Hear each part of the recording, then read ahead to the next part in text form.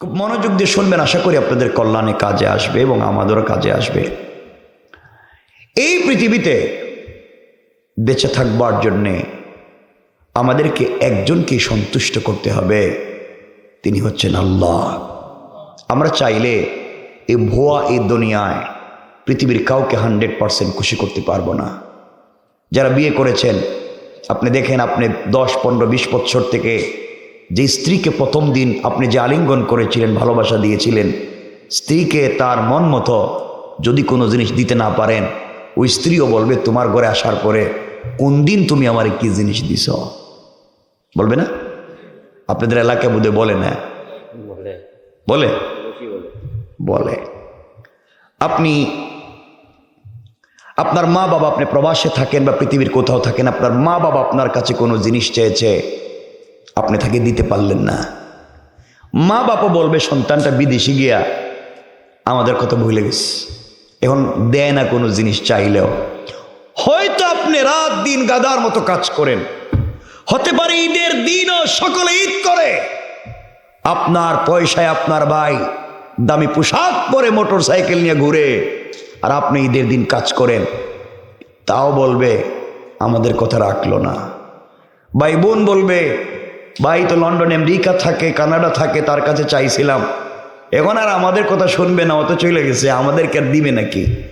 এই যে পৃথিবীর কাউকে আপনি 100% খুশি করতে পারলেন না, আপনি পুরো জিন্দগি দিলেন। এই জন্য সব ব্যর্থ ভালোবাসা আর খুশি করবার চেষ্টা বাদ দিয়ে আমরা একজনকে খুশি করতে পারবো, তিনি কে?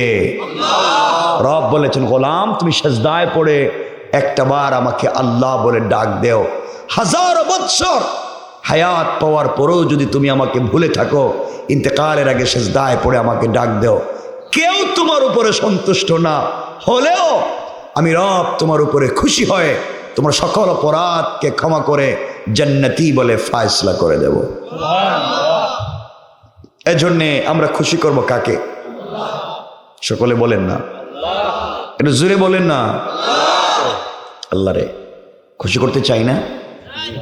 এই তো কি সুন্দর অলিয়া অলিয়ার মতো বসে রয়েছে, দেখতে তো ভালো লাগতেছে, কি সুন্দর দাড়ি টুপি জুব্বা পাঞ্জাবি, দেখতে ভালো মানুষের মতো মনে হইতেছে, মাশাল্লাহ।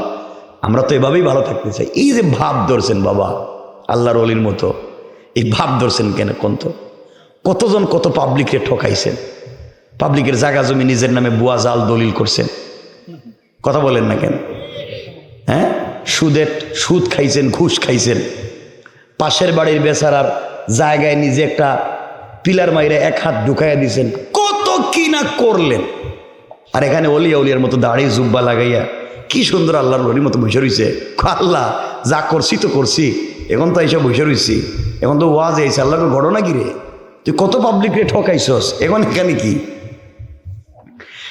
এবং এখানে অনেক আল্লাহর ওলি এমনও আছেন, এখানে নামাজি গিয়ে কান্দে, চুকের পানি ছেড়ে এত কান্না করছে, আল্লাহ জীবনে কত ভুল করছি আর করতাম না, কেউ কথা রাখে না, কেউ কথা শুনে না, রব তোমার কাছে আইছি, কানতে কানতে আর জীবনে ভুল করতো না, দোয়া শেষ কইরেই হাতে পাতার বিড়ি ধরাই দিছে। ফেরেশতা রাখে ঘটনা কি রে, এতক্ষণ দেখলাম কানতেছে, এখন বিড়ি খায় খের, আল্লাহ জিজ্ঞাসা করে ঘটনা কি? ও দেখলাম এতক্ষণ কান্নাকাটি করলো, ভালো হয়ে গেছে, দোয়া শেষ করে এদিকে বিড়ি ধরাই দিছে। এগুলা বোধহয় এলাকায় নাই না? আপনারা না কইলে আমি হেই ওয়াজ করতাম না। নাই? কথা বলেন নাই? আছে, এটা টাটকা শয়তানি। অনেক আল্লাহর ওলি আছেন দেখবেন রোজা রাখে, সারাদিন কষ্ট করে কি মেহনত করে রোজা রাখে। ইফতার, পৃথিবীর সব থেকে দামি 2টা খাবার, একটা হচ্ছে ইফতার, একটা হচ্ছে সেহরি। ইফতারের সময় হয়েছে, ইফতার করবে, আজান দিছে, মুয়াজ্জিন, পাবলিক ইফতার নিয়ে বসে রয়েছে, হ্যাঁ প্যাকেট থেকে বিড়ি বের করছে। কথা বলেন না কেন? এগুলো আপনাদের এলাকায় নাই? ওকে আমার মাথা খারাপ, রোজা সারাদিন রাখছি, বিড়ি খাইতে পারলাম না, উনি একসাথে পুরা দিনের কাফারা আদায় করুন, হ্যাঁ বসে রয়েছে বিড়ি নিয়ে। আচ্ছা কোন তো এটা রোজা রাখার কোনো কাজ হইল? কথা বলছেন না কেন? বাস্তব বলছে, আমার কথা শুনতেই বাসকে। একজন উঠবেন, মনে করবো আপনি বিড়ি খাইতে যাইতেছেন, শুধু উঠেন। এরপরে দেখবেন অনেক মুরব্বী আছেন, সেহরির সময় পৃথিবীর সব থেকে দামি খাবার সেহরি, সে রোজা রাখবে, আল্লাহকে সন্তুষ্ট করবে। সেহরি খাওয়ার পরে জিগায় কয় মিনিট বাকি আছে, তার বউ কইতেছে 1 মিনিট, কই বিড়িটা দে একটু খায়া লইয়া। মানে চিন্তা হইছে যাই খাই বরকতি খাবার তোমার বিড়ি। তো এত কিছু করার পরে আপনার দিলের ভিতরে তাকওয়া ঢুকে নাই বিদে আপনি এখনো আকর্ষণ ভিন্ন জায়গায়। কথা বলেন না কেন? আমার কথা কি বুঝতেছেন আপনারা? খুব মনোযোগ দিয়ে শুনেন। ওই যে এখন যারা এখানে বসে রয়েছেন অলি অলির মতো, কি সুন্দর মাথায় টুপি টাপি দিয়া দাড়ি দুড়ি একবারে মুঠামুঠি লাগতেছে খতিব সাহেবের মতো, কিন্তু পকেটে হাত দিলে বিড়ি না ফাইলেও তো সিগারেট মিলবো। কথা বলেন না কেন? তাহলে লাভ হইল কি? এরপরে যুবক যারা বসে রয়েছে এখানে, এখন তো এরা এখন ইলেকট্রিক সিগারেট খায় যুবক, হেরা মসজিদে গিয়া ও গাঁজা আর বাবার ব্যবসা করেন। সাথে যে বইছে তার নামাজে হেরা জিগা তুই কি তা খাসনি বাবা, নামাজে জিগায় সালাম ফিরিয়ে আবার বাইরে গিয়ে খাইব বইয়া। আপনাদের বিশ্বাস হয় না এগুলা? হ্যাঁ, ছেলেরা তো খায় খায়, এখন বিড়ি সিগারেট মেয়েরাও খায়। আপনাদের এলাকায় খায়নি? আপনি কয়জন মহিলারা দেখছেন জিনারা কইতেছেন? কেউ খায় না নি? মাশাআল্লাহ, কেউ বিড়ি খায় না, ঠিক আছে, কিন্তু কিন্তু এলাকায় সুদঘুষ খায়নি, সুদঘুষ খায়নি। আচ্ছা, বিড়ির চাইতে সুদ কি তা একটু কম মনে হয় বালা? হ্যাঁ, সুদ খায় না বলেন না, ঘুষ খায় না। পাবলিকের এমন কেউ এখানে আসেননি যে আপনি নিজের বাইয়ের সম্পত্তি নিজে 2 নম্বরই করে কাগজ করে দখল করছেন, এমন কেউ এখানে আসেননি? কিতা কইছে রে? ওই মানে মেলা অভাব ছাড়া। ওরে আল্লাহ রে, কি অলিয়া অলিয়ার মতো বসে রয়েছে, বিড়ি খায় না কিন্তু বাইয়ের জায়গা মাইরে খায়। এরা তো টাটকা শয়তানি। এমন মুরব্বী এখানে আছে সম্পত্তি বন্টন করতে গিয়ে নিজের বড় ছেলেকে দিয়েছে এটা, নিজের মেজ ছেলেকে দিয়েছে ওঠা, নিজের ছোট ছেলেকে দিয়েছে এখানে, আর নিজের মেয়েরে দেয়নি। ছেলেদেরকে সম্পত্তি ভাগ বাটুয়ারা করে দিয়া মেয়েরে ধইরা কপালে চুম্বন দিয়ে কাঁদতেছে আর কইতেছে, মা তোর ভাইদেরকে তো সম্পদ দিয়ে দিছি, কিন্তু আমার বুক ভরা ভালোবাসা আর দুয়া তোর জন্য আছে। আল্লাহকে বাটপার কোস কি কইলেটা কি? তুই নিজের মেয়ের সম্পত্তি টোকাইছিস, তোর দোয়া কবুল করতো কেডা? এ কথা বলেন না কেন? তুই নিজের মেয়ের সম্পত্তি ঠকাইয়া খাইতেছিস, আর তোর দোয়া কবুল করবো কেমন? কি ভয়ঙ্কর কথা! এখানে অনেক আছেন, শুনেন কি বলতে চাই, রাগ করেন না। অনেক লোক আছে আমাদের এই এলাকায়, আমার বাংলাদেশে সব জায়গায় আছে, হুজুর আমি বহুত খারাপ মানুষ, জীবনে বহুত খারাপই করছি, আমি ভালো হইতে পারলাম না, কিন্তু আমার ছেলেটারে আমার মেয়েটারে ভালো মানুষ বানাইতেছে, হাফেজ বানাইতেছে, আলিম বানাইতেছে। আছে না? কথা বলেন, আছে না? এটা কে শিখাইছে? এই কথাটা শিখাইছে কে? মিথ্যা কথা কইবেন না, বলা লাগবে কিন্তু আল্লাহ কোন জায়গায় কইছে। মিথ্যা কথা বলা যাবে না, কিছু কই আল্লাহর নামে ছেড়ে দিল একটা কথা। হ্যাঁ, এই কথাটা কে শিখাইলো যে আমি খারাপ আমার ছেলে ভালো হোক? এটা ভয়ঙ্কর নোংরামি কথা, এটা ভয়ঙ্কর নোংরামি কথা, রবের ডিরেক্ট বিরুদ্ধে কথা। রব বলেছেন কে ভালো হইল আর ভালো হইল না আমি জানতে চাই না, তোমার বউ ভালো হইল কিনা তাও জানতে চাই না, তুমি ভালো হইছো কিনা এটা কও। কথা বলেন না কেন? নিজেকে বাঁচাও, কু আনফুসাকুম, নিজেকে বাঁচানো ফরজ, ওয়া আহলিকুম, পরিবার পরিজনকে বাঁচাবার চেষ্টা করা ফরজ, বাঁচানো নয়। কয় আমি খারাপ হই আমার ছেলেটা ভালো, অথচ আল্লাহ কই তুই ভালো, ছেলে ভালো হইব কিনা আমি বুঝবো। হে উল্টা কয়। মানে রাখবেন আপনার সন্তান ভালো হইলেই যে আপনার কল্যাণে আসবে, কখনো আসতে না পারে। যদি নিজের সন্তানকে ভালো বানানো ফরজ হয়, হযরত নূহ আলাইহিস সালাম জান্নাতে যেতে পারবেন না, কারণ নিজের ছেলেকে পারেন নাই, কেনানকে পারেননি। নিজের স্ত্রীকে যদি ভালো বানানো ফরজ হয়, হযরত লূত আলাইহিস সালাম যেতে পারবেন না, নিজের স্ত্রীকে পারেননি। যদি নিজের বাপকে ভালো বানানো ফরজ হয়, ইব্রাহিম আলাইহিস সালাতু ওয়াস সালাম জান্নাতে যেতে পারবেন না, নিজের বাপকে পারেননি। কথা বুঝতে পারলেন? এই জন্য বাপকে নয়, স্ত্রীকে নয়, সন্তানকে নয়, নিজেকে, নিজে ভালো মানুষ হয়ে যায়, পরিবার ভালো মানুষ হয়ে যাবে। কথা কি বুঝতে পারলেন? এজন্য সন্তান না নিজে? কথা বলেন, আবার আবার বলেন। কি কয় আমার ছেলেটা ভালো? ছেলে ভালো হইলে তোমার কি লাভ? হিসাব তো তোমাকে দিতে হবে, ছেলে তো তোমার নামই নিবে না। বিশ্বাস হয় না? কিয়ামতের দিন এই ছেলে তোমার কোনো উপকারে আসবে না, পরিচয় দিতে চাইবে না। নিজেকে বাঁচাও। এজন্য সমস্ত নবীরা যেখানে বলবেন আল্লাহ আমারে বাঁচাও, আমারে বাঁচাও, আমি কিচ্ছু জানি না, রব্বি নফসি, আমারে বাঁচাও, আর আপনি বলতেছেন আমার ছেলেরে বাঁচাও। কথাগুলো শুনবেন কি বলতে চাই। বিশ্বাস যদি না হয় সূরা আল মাআরিজ খুলেন, 8 নম্বর আয়াত থেকে দেখেন। আল্লাহ বলছেন ইয়াউমা তাকুনুস সামাউ কাল মুহুল, যেই দিন আসমান যে চমৎকার দেখা যায় বিগলিত তামার মতো ফুটা ফুটা হয়ে পড়বে এই আসমান। ওয়া তাকুনুল জিবালু কাল আইন, যেদিন পাহাড়গুলো রঙিন সুতার মতো উড়ে যাবে, কিচ্ছু থাকবে না। আল্লাহ বলছেন ওয়ালা ইয়াসআলু হামিমুন হামিমা, কলিজার টুকরা বন্ধু পর্যন্ত বন্ধুর পরিচয় দিবে না, খবর নিবে না। কলিজার টুকরা বন্ধু, হামিমুন সব থেকে কাছের মানুষ, সব থেকে নরম আর প্রিয় মানুষ। রব বলেছেন ওয়ালা ইয়াসআলু হামিমুন হামিমা, কলিজার টুকরা বন্ধু পর্যন্ত বন্ধুর খবর নিবে না। আপনি ধরা খাইছেন, আপনার আমল নামায় লিখা আপনি ঠিক মতো সালাত পড়েননি। ইউসারুনহুম ইয়াওয়াদুল মুজরিমু লাউ ইফতাদি মিন আযাবি ইয়াউমিদিন বিবানি, আমল নামায় লেখা সালাত পড়েননি। আল্লাহ জিজ্ঞাসা করছে পড়লে না কেন? আল্লাহ আমার না ছেলে মেয়েগুলো ছোট ছিল, ওদের জন্য একটা বাড়ি বানাইতে গিয়া, ওদেরকে ভালো স্কুলে পড়াইতে গিয়া, ওদেরকে দুনিয়ায় সুখে শান্তিতে রাখতে গিয়া আল্লাহ নামাজের টাইমটা পাই নাই, নামাজের টাইমেও কাজ করছি, বাচ্চারা যেন ভালো থাকে।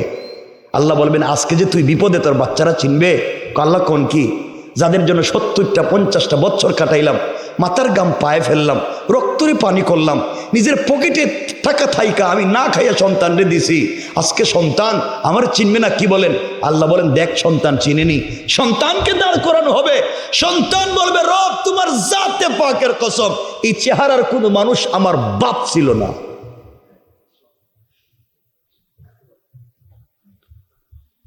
বাপ বলবে আল্লাহ আমার ছেলেরে বান্ধ, ওরে বান্ধ, মিথ্যা কথা বলতেছে, আমার ছেড়ে দাও। আল্লাহ বললেন তোমার সন্তানকে বাঁধলাম কিন্তু তোমাকে ছাড়বো না। আমল নামায় লেখা থাকবে তুমি সুদে টাকা আনছই না কি করছো? বলবে আল্লাহ আমার স্ত্রী কইছে পাশের বাড়ির দুলাভাই তার বউরে কি জুয়েলারি দেয়, আমি দিতে পারি নাই, আমি সুদের টাকাই না আমার স্ত্রীরে দিছিলাম।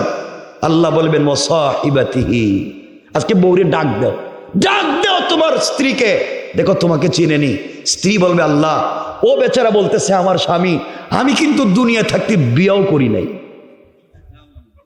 নাউজুবিল্লাহ, এখন কোনার বউরে গিয়া খুঁয়েন, এখন তো বউরে কি কইব? এখন তো শুনছি বাংলাদেশে বউ স্বামীরে ফিডে, ঠিক নি? এটা ঠিক কইতেছে কি? তারে কেউ মায়ের খাইছে নি? এটা ঠিক কইতেছে দেখি, বউ ফিডেনি? ইয়া আল্লাহ, এটা তো উল্টা কোন দেখি। ওই দিন একজন আমার কইতেছে হুজুর, একজনে তার স্ত্রীরে মারতে মারতে বউরে কইতেছে তুই আমারে আব্বা কো। চিন্তা করছেন? বউ মায়ের খাইতে খাইতে পায়ে ধরে বলতেছে বাপ তুই আমার বাপ, আমার ছেড়ে দে। হে বন্ধু বান্ধবের কাছে গিয়ে বলতেছে তোমরা আমার চিনোনি, আমি কেটা? আমি বউরে বাপ ডাকাইয়া ছেড়ে দিছি। শয়তান আল্লাহর ইমার্জেন্সি কথা আছে, আল্লাহ আমার শয়তান বানাইছিল কে রে? আমি তো বউরে বাপ ডাকাইনি, এই তো হেই কাম করছে, আমার চাইতে আরো বড় শয়তান, কিন্তু মসজিদের সভাপতি বসে রয়েছে। কথা বলেন না কেন? বউরে বাপ ডাকায় মসজিদের মুতাওয়াল্লি। কত খারাপ হয়েছে আমরা। আল্লাহ বলবেন তোর আমল নামায় লিখা দেখি, মানুষের ঋণ আই না ঋণ দেশ নাই, এত পেরেশানি কি ছিল? বলছে ও আখি, আল্লাহ আমি ছিলাম বড় ভাই, আমার না ছোট ছোট ভাই বোন ছিল, ভাইদেরকে বিদেশে স্টাবলিশড করার জন্য, ওদেরকে ঢাকা দক্ষিণ বাজারে একটা ব্যবসা দেওয়ার জন্য আমি কত না কষ্ট করে টাকা জমাইছি। বোনদেরকে ভালো জায়গায় বিয়ে দেওয়ার জন্য রাত দিন কষ্ট করছি। আল্লাহ বলবেন ডাক দে, ও আখি তোর ভাই বোনদের ডাক, দেখ তোরে ছিলেন। কোরআনের অন্য জায়গায় আল্লাহ বলছেন ডাকার পরে ইয়াউমা ইয়াফিরুল মারউ মিন আখি, ফেরার বলা হয় আসামিরে, ওই আসামি দেখলেই দৌড়ায়। আল্লাহ যখন বলবেন এ তোর ভাই নি, হেরা কইব আমরা চিনি না। ভাই কি কর, আপনাদের বিশ্বাস হয়নি? কিচ্ছু কয় না, হেরা মনে করতে আমি মিথ্যা কথা কইতেছি। বিশ্বাস হয়নি? বিশ্বাস হয়? আল্লাহ বলবেন কি করতাম? আল্লাহ আমার বউরে আর আমার ভাই বোনরে বান্দর রশি দিয়া আর আমার ছেড়ে দাও। আল্লাহ বলেন স্ত্রীরও বাদলাম, তোর ভাই বোনকে বাদলাম, কিন্তু রব তোকে ছাড়বো না। কারণ আমি না তোকে বুঝাবার জন্য লক্ষাধিক আম্বিয়া কেরাম দিলাম, নবীদেরকে পাঠাইয়া বুঝছি তাদেরকে দিলেই হবে না, আমি আমার কালাম দিলাম। কালাম দিয়েও বুঝছি না, নবীরাও থাকবেন না, কিন্তু কালাম থাকবে, বুঝাইব কে? সাহাবায়ে কেরাম দিলাম, তাবেঈন, তবে তাবেঈন, আইমে মুজতাহিদিন, সালফে সালেহিন, আকাবিরে দিন, উলামায়ে মুতাকাদ্দিমিন, মুতাআখিরিন, আসফিয়ায়ে কেরাম, যুগের পর যুগ, কালের পর কাল তোর বাড়িতে বাড়িতে গিয়া আমি এত দূর থেকে ঢাকা দক্ষিণ এখানে আইসা পায়ে হাত রেখে বলতেছি কথা সত্য। আল্লাহ বলবেন এত কথা বলার পর বিশ্বাস করস নাই, আজকে ছাড়তাম না। বুঝছেন নি আমার কথা? আল্লাহ বলবেন কি রে, তোর আমল নামায় লেখা দেখি ঢাকার দক্ষিণ আর এক বেটার দোকানে গিয়ে সান্দা চাইছস, ঘটনা কি? তুই আরেকজনের জায়গা দখল করছস? আল্লাহ আমি না তো। কে? ফাসিলাতি হিল্লাতি তুই, আল্লাহ আমার দলের লিডার কইছে এর ফিট, এর নামে বুয়া মামলা দে, আমি আছি। কথা বলেন না কেন? বুয়া মামলার অভাব আসেনি এখন, তো দে আমি আছি। করে মার আমি আছি। আল্লাহ গোষ্ঠীর মুরব্বী কইছে এর দর আমি আছি। আল্লাহ পঞ্চায়েতের মুরব্বী কইছে এর মার আমরা আছি। আল্লাহ ফাসিলাতিহিল্লাতি তুই, আমার তো সব মুরব্বীরা কইছে আমি কিছু জানি না, ওদেরকে বান্ধ। আল্লাহ বলেন সবগুলোরে বানলাম। লিডার রেজিকা কিরে, ওরে কইছিস নি ঢাকা দক্ষিণ সান্দাবাজি করতো? লিডার আল্লাহ আমি তো জিন্দিগিতে কোনদিন লিডার আসলাম না, আমিও তো কর্মী। কি বুঝলেন এখন? কার নেতৃত্বে গেছিলেন দেখেন না? কর্মীরা এখন মায়ের খাইতে খাইতে খাইতে খাইতে বন জঙ্গলেও চাকা পায় না, আর লিডারেরা এখন নাই। কথা বলেন না কেন? কে বুঝলেন? এখন আল্লাহর গোলাম বলতেছে আল্লাহ বউরে দিলাম, ভাই বোন দিলাম, সন্তান দিলাম, লিডাররে দিলাম, আমারে ছাড়বা না? না। আল্লাহর একটা জিনিস আমার কাছে আছে। কি? ওয়ামান ফিল আরদে জামিআন সুম্মা, আসমান জমিনে যা আছে সব তুমি নেও, আমারে ছেড়ে দাও। আল্লাহ কিছু বলবেন না? আল্লাহ বলতেছেন গোলাম তোর স্ত্রীকে বেঁধেছি, তোর ভাই বোনকে বাঁচছি, তোর সন্তানরে বাঁচছি, তোর লিডারে বাঁচছি, কিন্তু কাল্লা কখনো তোকে আজকে ছাড়বো না। ইন্নাহা লাযা, তোকে লেলিহান আগুন দিয়ে জ্বালাবো। নাযাতাল লিশাওয়া, যে আগুন চামড়া জ্বালায়, হাড্ডি জ্বালায়, গোশত জ্বালায়, কিন্তু রূহ জ্বালায় না। তাদউ মান আদবারা ওয়া তাওয়াল্লা, যাদের কথায় এতগুলো আকাম করছস ওদেরকে ডাক দে, কেউ আসবে না। অপরাধ ও জামা ফাআওয়া, সম্পত্তি জমা করছো আর বাড়াইছো। কেমনি একটা বাড়িরে দুইটা করা যায়? কেমনে ঢাকা দক্ষিণ বাজারে একটা দোকান হয়েছে আরো দুইটা করা যায়? একটা ছেলেরে লন্ডন পাঠাইছে আর একটারে কেমনে দেওয়া যায়? তুই তো জামা ফাআওয়া, শুধুমাত্র জমা করছো আর বাড়াইছো। কোরআনের 30 নম্বর পারা সূরা হুমাজার মধ্যখানে আল্লাহ বলছেন আল্লাযী জামা মালা ওয়া আদ্দাদা, সম্পত্তি জমাইছো আর গণনা করছো, এখন খাও। কে বুঝলেন? কেউ কাজে লাগছে? কথা বলছেন না কেন? সম্পদ কাজে লাগছে, সন্তান কাজে লাগছে, স্ত্রী এটারে তো কুলবালিশ বানাই রেখে দিছে, কোন কাজে লাগছে ওই দিন? এখন কিচ্ছু কয় না, কোনো কাজ নাই। নিজেকে বাঁচাও, নিজেকে বাঁচাও, নিজেকে বাঁচাও। এই জন্য আজকের পুরো আলোচনাটা যেটা বলবো আমি সামনে, একটাই, পৃথিবীর কাউকে সন্তুষ্ট করা যাবে না, রবকে করা যাবে সকল কর্মে। শুধু একটা কথা বলেন, হাসবি আল্লাহ, আল্লাহ আমার জন্য যথেষ্ট, কেউ নাই, কেউ আমার জন্য কিচ্ছু করতে পারবে না, রব পারবেন। এই বিশ্বাসটুকু দিলে নিয়ে আপনি রাস্তায় নেমে যান। রব বলেছেন সবার দরওয়াজা যদি বন্ধ হয়ে যায়, সবাই যদি বান্দার তর থেকে মুখ ফিরাইয়া নেয়, আমি কথা দিলাম কেউ না থাকলেও আমি রব তোর পাশে থাকবো। না সুবহানাল্লাহ, এটা কালকে কইয়েন সিন্নি খাইয়া, সবাই কন্যা সুবহানাল্লাহ একটু। এখন যারা যারা পাবলিকের জায়গা জমি দখল করছেন আপনার কি হইব? যারা নিজের মেয়ের সম্পত্তি দেন নাই আপনাদের কি হইব? অনেক মুরব্বী এখানে আছেন, রাগ করতেছেন আমার কথায়? যে বিয়ের সময় বিয়া করছেন না আপনারা, যারা আওয়াজে মনে হচ্ছে কেউ কি তো বিয়া করছেন না, বাচ্চা ভাই লোক বিয়া করছেন না আপনারা? বিয়ার সময় মহারানা একটা লেখছেন না, কাবিন একটা ওই যে গ্রিন কাগজের এখানে একটা লেখছিল নি, সাক্ষী ছিল নি, কথা কয় না? আপনি দস্তখত দিছেন নি? এখানে লেখা ছিল না মহারানা এত টাকার বিনিময়ে এত টাকা মহারানা নির্ধারিত করে আব্দুল্লাহর ছেলে বল্টুর সাথে সবির উদ্দিনের মেয়ে কলিমুদ্দিনকে বিয়ে দিলাম, কথা কন না কেন? লেখা ছিল না? ওই যে আপনি মহারানা এত টাকা করে, বিবাহ একটা চুক্তির নাম, বিবাহ আল নিকাহ হইয়া না কিদু, নিকাহ চুক্তিটা সংগঠিত হয় বিলফজাইন ইউআব্বারু বিআহাদিহিমা আনিল মাজি ওয়া বিল আখারি আনিল মুস্তাকবিলে ফায়াকুলু যাওইজনি ফায়াকুলু যাওয়াজতুকে। জামে সগীরের ইবারত, বিবাহ দুটা শব্দে সংগঠিত হয়, চুক্তি তাকে এখানে লেখা যে বলো আমি তোকে বিবাহ করলাম, সে বলল আমি তোরে কবুল করলাম, কত টাকা, এত টাকা, অমুক অমুক সাক্ষী, লেখা আসেনি? তো ওই যে এত টাকার মোহর ছিল, টাকাটা দিছেন? কথা বলেন, দিলেন না? বহু টাকা কিচ্ছু কয় না, কিছু একটা তো কইতেই, আমার সাথে কথা বলতে হইব। মোহরের টাকা দিছেন? দেন না কেন? মোহরের টাকা দেন নাই, আর বছরে বছরে বাচ্চা একটা সাপ্লাই দেন, হ্যাঁ? লজ্জা শরম নাই? বউ আপনার কাছে পয়সা পায়, পয়সা দেন না, পয়সা দেন না কেন? নামাজ রোজার মতো ফরজ, এখানে সাক্ষী আছে আপনার কাছে, বউ পয়সা পায়, সাক্ষী নাই? কথা বলে না, সাক্ষী নাই, তা আপনি দেন না কেন? কিছু কয় না এরা। কি আপনারা মোহরের টাকা দেন না? দেন না? দিছেন নি? দেন না কেন? কিচ্ছু কয় না।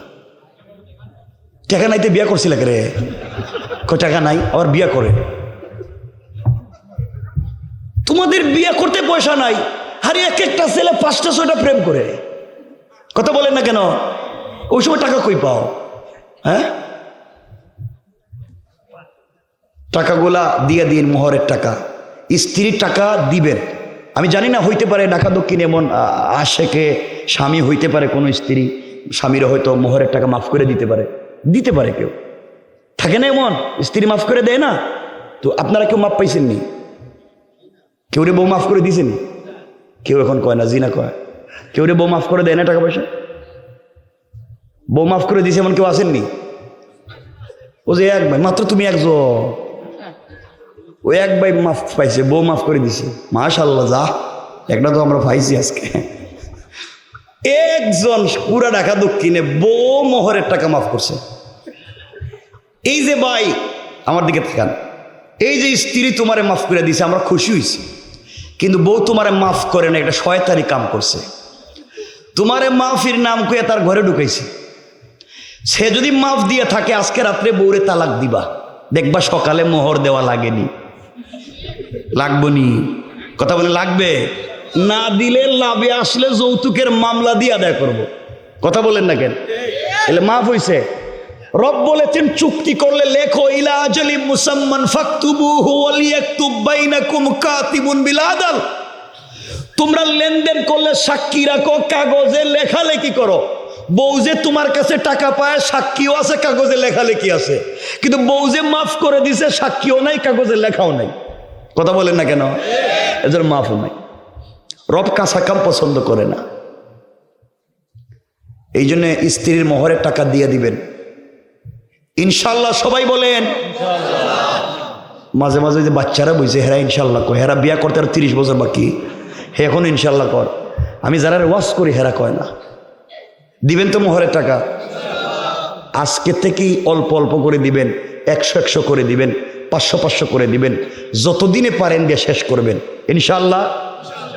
যদি মোহরের টাকা না দেন, আমার কাছে কিন্তু সময় আছে, ওয়াজরে পাল্টাইয়া দিন, হেই ওয়াজ কইরা দিন। ওই যে গড়ে দিয়ে মহিলারা দিয়ে রান্নাবাড়ি করান, কাজকাম করান, বাথরুম পরিষ্কার করান, ওয়াশরুম পরিষ্কার করান, গরু ছাগল থাকলে তাও দেখে, হাঁস মুরগ থাকলে তাও দেখে, কেউ অসুস্থ হইলে তারে দেখে, রান্নাবাড়ি করে খাওয়ায়, সব বাকি হইলে সব আপনাকে কাজ করতে হইব। কথা কি বুঝছেন? সব আপনাকে কাজ করতে হইব। এখন আপনারা কি কাজ করবেন না স্ত্রীর মোহরে পয়সা দিবেন? কথা বলেন। পয়সা দিবেন? বলেন দিব ইনশাল্লাহ। যদি দিতে যতটুকুন পারেন তাকে দিয়া, বাকিটুকুন তার কাছ থেকে ক্ষমা নিবেন, আর ওই ক্ষমাটা লিখিত রাখবেন। রব দুনিয়ায়ও আপনি তাকে ক্ষমা পেয়েছেন তার সাক্ষী, রব আখেরাতেও ক্ষমা পেয়েছেন সাক্ষী। কারণ রব সাক্ষী চায়, ইসলাম তার বিধানে সাক্ষী চায়। ইসলাম জানে যে ওই লোকটা ওরে পিটছে, কাজী জানে, তারপরেও সাক্ষী চায়। কারণ ইসলাম সাক্ষী লাগবে। আপনাকে সে পায় এটা সাক্ষী আছে, কিন্তু মাফ করে দিছে সাক্ষী নাই, ওটা আপনি নিবেন। আশা করি স্ত্রীরা অনেকাংশে আমাদেরকে ক্ষমা করে দেয়, কিন্তু এটা মৌখিক। ইসলাম মৌখিক এটাকে সাপোর্ট করে না। যা মৃত্যুবরণ করার আগে আমরা চেষ্টা করব স্ত্রীর পক্ষ থেকে মোহরানার টাকাটা যেভাবেই হোক দিয়া পারি, না দিয়া পারি, তার কাছ থেকে এই দায়িত্ববোধ থেকে, দায়ভার থেকে নিজেকে হেফাজত করা। কথা কি বুঝতে পারলেন বাবা? আমার এতটুকুন কথা কি বুঝতে পারছেন? সহজ করে দিলাম, বুঝাইয়া হোক, দিয়া হোক, না দিয়া হোক, তার কাছ থেকে বিষয়টা শেষ করে নেবেন। সে আপনার কাছে পায়, এই মর্মে যদি থেকে যায়, সে পায়, কিয়ামতের দিন আপনাকে জবাব দিতে হবে। কথা বুঝতে পারলেন? সে আপনার কাছে পায়, এটা প্রমাণিত যদি থাকে, আপনাকে কিয়ামতের দিন জবাব দিতে হবে। কারণ এটা বান্দার হক, রব ক্ষমা করবেন না। স্ত্রী এটা এক বান্দা, এক বান্দি, রব ক্ষমা করবেন না যদি সে ক্ষমা করে না দেয়। এই জন্য আমরা পারবো তো ইনশাল্লাহ? সবাই বলেন ইনশাল্লাহ। মনে রাখবেন, পৃথিবীতে চলার প্রতি কোনোদিন বান্দার হক রাখবেন না।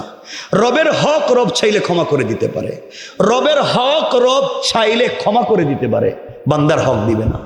বান্দার এক সরিষার দানা পরিমাণ ক্ষমা করে দিবে না বান্দা ক্ষমা না দিলে। এই জন্য আমরা ক্ষমা নিতে পারবো তো ইনশাল্লাহ? শুধু স্ত্রীর বেলায় নয়, মা বাপের বেলায়, ভাই বোনের বেলায়, আত্মীয় স্বজনের বেলায়, সমাজের বেলায় বান্দার কোনো হক নিয়ে আমরা কবরে যাব? বলেন যাব? বান্দার হক বলতে শুধু গ্রামের পাবলিকের না, স্বামী স্ত্রীর একে অপরের হক, মা বাবার হক, সন্তানের হক, ভাই বোনের হক। এক কথায় হক বলতে যা বুঝায়, কোনোভাবে কারো হক নিয়ে মরব না। বলেন ইনশাল্লাহ। কোন তাহাজ্জুদে কাজ হইতো না, কাবাগরের ইমামের কথা কইলেও কাজ হইতো না। হক দিতে হবে। আপনি বান্দার হক দেন না, আস্তাগফিরুল্লাহ, তওবা করতেছি, ক্ষমা করে দাও। আল্লাহকে ঘটনা কি তা? আমার কাছে তওবা করে তো লাভ নাই, যার হক তারে দাও। তুমি একজনের জুলুম করছো, তারে কান্দাইছ, তার প্রতি জুলুম করছো, মিথ্যা কথা বা একটা কথা বলে তার কষ্ট দিচ্ছ, যতক্ষণ না সে মাফ করছে ততক্ষণ রব মাফ করবে না। কথা বুঝলেন? এই জন্য জবান দিয়েও কারো হক নষ্ট। হক নষ্ট বলতে টাকা পয়সা নেওয়া নয়। আমি হাঁটিয়ে কাউরে কষ্ট দিছি, আমার ব্যবহার দিয়ে কাউকে কষ্ট দিছি, আমার জবান দিয়ে কথা বলে কাউকে কষ্ট দিছি, আমার আচার আচরণ দিয়ে কাউকে কষ্ট দিছি, এটাও বান্দার হক, সে ক্ষমা করে দিতে হবে। এই জন্যে আমরা মাফ নিব কার কাছ থেকে? এই জন্য শুধু ভাব ভঙ্গি না, আমি দাড়ি টুপি জুব্বা পাঞ্জাবি পাগড়ি থাকলেই জান্নাতে যেতে পারবো না যদি আদর্শিক দিক থেকে আমার চরিত্র ঠিক না থাকে। কারণ একজন বান্দার পৃথিবীতে সব থেকে দামি হচ্ছে তার চরিত্র। কি সবাই বলেন কি? এই জন্য রাসূল পাক আল্লাহ বলছেন, আপনাকে পৃথিবীর শ্রেষ্ঠ সৎ চরিত্রবান মহামানুষ বানিয়ে পৃথিবীতে পাঠিয়েছি আমার পরে। সুবহানাল্লাহ বলেন। আমার কথা কি বুঝতে পেরেছেন? মনে থাকবে। এতটুকুন যদি বুঝে থাকেন তাহলে বলেন তো, আমরা কি বান্দার হক নিয়ে যাব? ভাই আপনি চা খাইছেন এক দোকানে, চা খাইয়া বিল দেন নাই, আছেন এগুলা? আছেন এগুলা? কার দোকানে? আপনি স্টুডেন্ট, আপনি মেসে পড়তেন, কোন জায়গায় মেসে একসাথে খাবার খাইছিলেন, একদিনের পয়সা দেন নাই, আছে না এগুলা? আপনি কি জবাব দিবেন কিয়ামতের দিন? কি জবাব দিবেন? আপনি বোর্ডিংয়ে থাকেন, একদিন আরেকজনের জুতা পরে আপনি চলে গেছেন, তারে বলেন নেই আইসা যে তোমার জুতা আমি ওই দিন পরছিলাম, ওটা তার হক ছিল, তার সামনে অথবা তার অবর্তমানে তুমি তার হক নষ্ট করেছ, তার কাছ থেকে তোমাকে অবশ্যই তার কাছ থেকে মাফি নিতে হবে। এটাই হচ্ছে হক। আমরা এগুলা পারবো তো ইনশাল্লাহ? পারবো না তো। মসজিদে এসে তো আল্লাহর হক দেখি, বাইরে গিয়ে তো হক দেখি না। দেখবেন বেচারা তাহাজ্জুদ পড়ে, ঢাকা দক্ষিণ বাজারে গিয়ে ওজনে কম দেয় নাই? ওজনে কম দেয় না? বলতেছে ভাই এই যে মাছ দেখতেছো এটা ইলিশ মাছ, তাজা টাটকা, একটু আগে এটা নদীর থেকে আইছে, অথচ 5 মাস আগে এটা আইছে, তাজা করে ছাইড়া দিছে। ওই কথাটা তো মিথ্যা ছিল, তুমি এটা বললা কেন? সবজি যারা বিক্রি করে দেখবেন উপরে ভালো ভালো সবজি রেখে দিছে, ভিতরে পচাটা রেখে দিছে, আপনাকে দিতে গিয়ে ওই যে ভিতর থেকে দিতেছে। কথা বলেন না কেন? এগুলো আছে না নাই? এগুলো হারাম, শুধু হারাম না, একবার অরিজিনাল হারাম, আপনাকে এগুলোই জাহান্নামে নিয়ে যাবে। এই জন্য আল্লাহ তাআলা আমাদের সবাইকে হেফাজত করুক, বলেন আমিন। কোরআনে কারীমের 13 নম্বর পারা 14 নম্বর সূরা ইব্রাহিমের প্রথম আয়াতে আল্লাহ বলছেন আলিফ লাম রা, কিতাবুন আনজালনাহু ইলাইকা লিতুখরিজান নাসা মিনাজ যুলুমাতি ইলান নূর। রব বলছেন কোরআন একটা ম্যাগনেটিক লাইট, কোরআন একটা বাস্তবিক চুম্বক। সমাজে যেখানে অন্ধকার থাকবে, যেখানে সমস্যা থাকবে, সকল সমস্যার সমাধান আল্লাহ পাক কোরআনে দিয়ে বলছেন তিবিয়ানান লিকুল্লি শাই। সব কিছুই এখানে রূপরেখা আছে, তোমরা কোরআন থিসিস করো, কোরআন অ্যানালাইজ করো, কোরআন গবেষণা করো, কোরআনটারে পড়ো। ওটা তো আমার কালাম, আমি নিজে তিলাওয়াত করছি, তোমরাও পড়ো, সব পেয়ে যাইবা। সুবহানাল্লাহ বলেন না? আমরা কোরআন কোন সময় পড়ি? পেটে ব্যথা হইলে, কেউ অ্যাক্সিডেন্ট করলো, হুজুরের নেক হুজুর 500 দিব, এটা খতম পড়ে। তো হুজুরের লাভ হয়েছে, তোমার কি লাভ হয়েছে? তোমার তো ভাব ভাঙছে। কষ্ট পাইলেন আমার কথায়? একটু হাত তুলে দেখেন তো দেখি আবার কারা কারা কষ্ট পাইছেন। কষ্ট পাইছো? কষ্ট পাওয়ার তো ওয়াজ করলাম না এখন। আল্লাহ আমাদেরকে মাফ করে দিক, বলেন আমিন। এবার মনোযোগ দিয়ে শোনেন কি বলতে চাই। আমার মুসলমান বন্ধুগণ, গভীর মনোযোগ। এই দুনিয়ার জমিনে আল্লাহ রাব্বুল ইজ্জত ওয়াল জালাল সরকারে কায়নাত, দু জাহানের সরদার রাসূল পাক সাল্লাল্লাহু আলাইহি ওয়াসাল্লামকে জানিয়ে দিয়েছেন, বন্ধু আমার, দুনিয়ার জমিনে যারা আমি আল্লাহর গোলাম দাবি করবে, আশিক রাসূল দাবি করবে, চলার প্রতি যদি সাকারাতের আগে আমার গোলাম পাবলিকের হকগুলা আদায় করে, আমি আল্লাহর কাছে দুহাত উঠাইয়া তওবা করে আমার দেওয়া কপাল আমার কুদরতের পায়ে লাগাইয়া, আমার দেওয়া চোখ থেকে 2 ফোঁটা পানি ছেড়ে দিয়া, আমার দেওয়া জবান দিয়ে আমাকে যদি আল্লাহ বলে ডাক দিতে পারে, রাসূল পাককে জানিয়ে দিয়েছেন, বন্ধু আমার, গোলামদেরকে জানিয়ে দিবা তার চোখের পানি গাল বেবে দাড়ি ভিজে ভিজে মাটি পর্যন্ত পড়তে দেরি হবে, কিন্তু আমি আল্লাহ তাআলা আমার গোলামকে মাফ করে দিতে আমি আল্লাহ এক মুহূর্ত দেরি হবে না। পড়েন সুবহানাল্লাহ। চলার পথে যদি আমি আপনি একমাত্র ভরসা করি আল্লাহর উপরে, একমাত্র বলে হাসবি আল্লাহ, আল্লাহ তাআলা আমাকে বাঁচাইয়া দিবেন, আল্লাহ আমার জন্য যথেষ্ট, এই পৃথিবীতে বেঁচে থেকেও আমরা জান্নাতি স্বাদ উপভোগ করতে পারি। এই কথার দিকে গিয়ে, যেহেতু মহিলা মাদ্রাসা, এই কথার দিকে আলোচনাটাকে নিয়ে আমরা আলোচনা সংক্ষেপ করব, মনোযোগ দিয়ে শুনবেন। কিতাবের নাম তারিখে ইবনে জারির তাবারি, আল্লামা জুলফিকার নকশবন্দি খুতুবাতে জুলফিকারে চমৎকার করে ঘটনা নিয়ে এসেছেন, সংক্ষেপ করে বলে দিই। রাসূল পাক সাল্লাল্লাহু আলাইহি ওয়াসাল্লামের কলিজার টুকরা মেয়ে হযরতে ফাতেমা রাদিয়াল্লাহু তাআলা আনহা তখন পর্যন্ত বিয়ে শাদী করেন নাই, ছোট মানুষ। কথা কি শুনতেছেন? অসুবিধা হচ্ছে? হযরতে ফাতেমা তখন পর্যন্ত বিয়ে করেন নাই।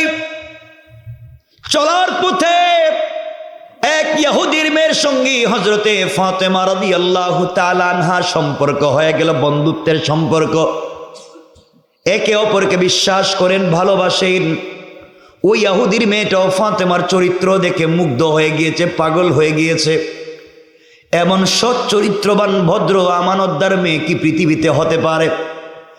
মেয়েটা প্রতিদিন সকালবেলা ফাতেমার কাছে চলে আসে, সারাদিন তার কাছে থাকে, তার চরিত্র তার আদর্শ দেখে, চলাফেরা দেখে মেয়েটা আস্তে আস্তে বড় হতে লাগলো। কিন্তু ইহুদির মেয়েটা তখন পর্যন্ত মুসলমান হয় নাই। বাবা বুঝতে পেরেছে আমার মেয়েটা মুহাম্মদ ইবনে আব্দুল্লাহর মেয়ের সাথে মিশে যায়, না জানি কোন সময় তাকে কালিমার কথা বলে আমার দিন থেকে সরিয়ে দেয়। ইহুদি একদিন তার মেয়েকে ডাক দিয়া বলছে, মেয়ে, তোমার বয়স হয়ে গিয়েছে মা, আমি চাই আমার একমাত্র সন্তান তুমি, আমার পয়সার কোনো অভাব নাই। মারে আমি বাবা সুস্থ থাকতে থাকতে তোমাকে বিয়ে দিতে চাই, তোমাকে বিয়েটা করাইয়া দিতে চাই। ইহুদির মেয়ে ডাক দিয়া বলছে, আব্বাজান আপনি আমাকে বিয়ে দিতে চান, ওখানে আমার কোনো আপত্তি থাকবার কথা নয়, কিন্তু বাবা আপনি আমাকে সময় দিবেন আগামীকালকে সন্ধ্যা পর্যন্ত। আগামীকাল সন্ধ্যার আগে আগে আপনার কাছে ফাইনাল সিদ্ধান্ত জানাইয়া দেব। মেয়েটা বাবার কাছ থেকে সময় নিয়ে দুনিয়ার কোনো মানুষের সঙ্গে পরামর্শ না করে ওই মেয়েটা আস্তে আস্তে করে পরের দিন হযরতে ফাতেমা রাদিয়াল্লাহু তাআলা আনহার কাছে পৌঁছে গেল। ডাক দিয়ে বলছে, বোন রে, আজ আমি এসেছি তোমার কাছে আমার জিন্দগির ফাইনাল ডিসিশন, ফাইনাল সিদ্ধান্ত জানতে চাই, পরামর্শ নিতে চাই। ও আমার বোন, এই দুনিয়ার জমিনে চলার পথে আমি আমার বাবাকেও দেখেছি, কিন্তু তোমার চাইতে আমানতদার পৃথিবীতে আর কাউকে পাই নাই। বাবা আজ আমাকে একটা কথা বলেছেন, কিন্তু বাবার কথা মেনে নিব কিনা কারোর সঙ্গে পরামর্শ করতে পারলাম না। পৃথিবীতে মানুষের অভাব নাই, আমার বন্ধু বান্ধবের অভাব নাই, আত্মীয় স্বজনের অভাব নাই, কাউকে তোমার চাইতে বিশ্বস্ত আমানতদার মনে করতে পারলাম না। তোমার কাছে এসেছি। বোন রে, তুমি মুসলিম, আমি ইহুদি, কিন্তু এটা জানি আজ পর্যন্ত আমার চোখে দেখা তোমার কাছে যত নারী পরামর্শের জন্য এসেছে সবাইকে জিন্দগিতে চলার পথে বড় পরামর্শ দিয়েছো, আমি এসেছি তুমি আমাকে একটা পরামর্শ দিবা। ফাতেমা ডাক দিয়ে বলছেন, তুমি কি জানতে চাও বলো। ইহুদির মেয়ে ডাক দিয়ে বলছে, ফাতেমা দীর্ঘদিন থেকে তোমাকে চিনি, আজ আমি এসেছি তোমার কাছ থেকে জানতে চাই, আমার বাবা আমাকে বিয়ে দিতে চায়, আমার জন্য এই দেশের এক পয়সাওয়ালা ইহুদির ছেলেকে পাত্র হিসাবে নির্বাচন করেছে, ওই ছেলেকে আমি বিয়ে করব কিনা তোমার সঙ্গে পরামর্শ চাই। ফাতেমা ডাক দিয়ে বলছেন, বোন রে, আমি একজন মুসলিম, তুমি ইহুদি, তোমার পার্সোনাল লাইফে আমি কোনো কথা বলতে পারবো না। মেয়ে ডাক দিয়ে বলছে, ফাতেমা আমার পার্সোনাল লাইফ হতে পারে, কিন্তু পৃথিবীতে একমাত্র তোমাকে আমানতদার বিশ্বস্ত মনে করি, তুমি পারো আমাকে একটা চমৎকার সৎ পরামর্শ দিতে। ফাতেমা ডাক দিয়ে বলছেন, বোন রে, আমার মন বলছে এই পৃথিবীতে কোনো বাবা চায় না তার মেয়েটা স্বামীর বাড়িতে কষ্টে থাকুক, পৃথিবীর কোনো বাবাই চায় না, পৃথিবীর সকল বাবারাই চায় তার মেয়েটা স্বামীর বাড়িতে গেলে একটু ভালো থাকুক। আমার মন বলছে তোমার বাবা তোমার জন্য যে ছেলে ঠিক করেছে ওই বিয়েতে তুমি রাজি হয়ে যাও, এখানে তোমার জন্য কল্যাণ রয়েছে। ইহুদির মেয়ে ডাক দিয়া বলছে, ফাতেমা তুমি আমাকে বলেছো ছেলেটাকে বিয়ে করবার জন্য এতটুকু নিয়ে না ফার্মার আর দরকার নাই, তুমি বলেছো আমি বিয়েতে রাজি। ওই ছেলে দেখতে কেমন সুন্দর নাকি কালো আমি জানতে চাই না, ছেলেটার পয়সা আছে কিনা জানতে চাই না, সে কে তাও জানতে চাই না, তুমি বলেছো তোমার কথার উপরে ভিত্তি করে আমি বিয়েতে রাজি হয়ে যেতে পারি, বিয়েতে রাজি হয়ে গেলাম। কিন্তু ফাতেমা আমার একটা শর্ত আছে। হযরতে ফাতেমা রাদিয়াল্লাহু তাআলা আনহা বললেন, দেখো বোন, তোমার যদি কোনো শর্ত থাকে বাবার কাছে বলবা, আমার কাছে কেন? মেয়ে ডাক দিয়ে বলছে, ফাতেমা আমার শর্ত হলো এই পৃথিবীতে তোমার চাইতে আমানতদার কোনো মানুষ, কোনো মেয়ে আমার চোখে পড়ে নাই। আমার শর্ত হলো একটাই, তুমি যদি আমার বিয়েতে যাও আমার পাশে বসে আমার জন্য সৃষ্টিকর্তার কাছে কল্যাণ কামনা করো। পৃথিবীর সব থেকে দামি সব থেকে শ্রেষ্ঠ একটা মেয়ে আমার চোখে দেখো, ওই মেয়েটা যদি আমার পাশে বসে সৃষ্টিকর্তার কাছে আমার জন্য কল্যাণ কামনা করে, তার চাইতে বড় পাওয়া পৃথিবীতে আর হতে পারে না। ও ফাতেমা, আমি মুসলমান হতে পারিনি, কিন্তু তোমার আদর্শ দেখে আমিও অভিভূত, তুমি কি আমার বিয়েতে যাবে কি না আমি জানতে চাই। ফাতেমা রাদিয়াল্লাহু তাআলা আনহা ডাক দিয়ে বলছেন, বোন রে, আমি মুসলিম, তুমি ইহুদি, আমি যদি তোমার বিয়েতে যাই ইহুদিরা আমার বাবাকে নিয়ে টিটকারি করবে, গালি দিবে, মস্কারা করবে, তোমার সোসাইটির সঙ্গে আমাকে যাবে না, এই জন্যে তোমাকেও মানুষ কটু কথা বলবে। এর চাইতে উত্তম হলো আমি যেন তোমার বিয়েতে না যাই। মেয়েটা আবেগী হয়ে গেল, চোখের পানি ছেড়ে ডাক দিয়ে বলছে, ফাতেমা তুমি যদি আমার বিয়েতে না যাও, আমার পাশে বসে আমার জন্য যদি কল্যাণ কামনা না করো, এই পৃথিবীটা ভেঙ্গে যেতে পারে, আসমান জমিন ধ্বংস হয়ে যেতে পারে। তোমার মতো ভদ্র আমানতদার সৎ চরিত্রবান একটা বান্ধবীকে পাশে না বসায়া এই পৃথিবীর কোন ছেলেকে আমি বিয়ে করতে চাই না।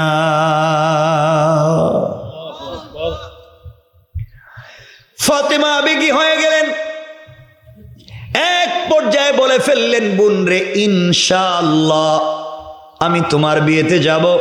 বন্ধুগণ, লম্বা কথা, মেয়েটা খুশি হয়ে গিয়েছে। বাবার কাছে গিয়ে বলছে, আব্বাজান আপনি আমার জন্য ছেলে ঠিক করেছেন। বাবা, ছেলে কি করে জানতে চাই না, ছেলে দেখতে কেমন তাও জানতে চাই না, কি আছে তাও জানতে চাই না, তুমি আমার জন্য ছেলে ঠিক করেছ, ওই বিয়েতেই আমি রাজি। ইহুদি খুশি হয়ে গিয়েছে, মানুষকে ইনভাইট করতে শুরু করলো, দাওয়াত করতে শুরু করলো। মেয়ে ডাক দিয়ে বলছে, আব্বাজান আমি যে বিয়েতে রাজি, আমার একটা শর্ত আছে। ও মা, তোমার আবার শর্ত কি? তুমি বাপকে কোনো শর্ত না দিলেও আমার সমুদয় সম্পদ তো তোমার, আমার পরে আর কেউ নাই। মেয়েটা বলছে, আব্বাজান পৃথিবীর কোনো জিনিস তোমার কাছে আমি বিয়েতে চাই না।